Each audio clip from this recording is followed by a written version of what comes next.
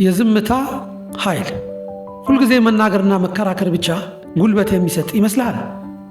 ጩኸት መብትን የሚያስከብር ይመስልሃል? ስማኝ፣ ትልቁ ስህተት ሁሉንም ነገር ለመመለስ መሞከር ነው። ዝምታ መሸነፍ አይደለም፣ ትልቁና ማንም ሊቋቋመው የማይችለው ድብቅ ኃይል ነው። ሰነፎችና አላዋቂዎች ሁልጊዜ ይጮኻሉ፣ ብልሆች ግን ዝምታን እንደ ጦር ይጠቀሙበታል። ከአንተ ጋር ለሚጣላ ሰው መልስ ባለመስጠት ስታበሳቸው የአንተ ዝምታ አእምሮ እንዴት እንደሚበጠብጠው አታውቅም።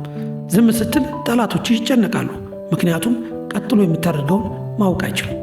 ስለዚህ በየቀኑ በከንቱ ለሚጮኹ ሰዎች ምላስህን አታድክም፣ ጉልበትህን አታባክን።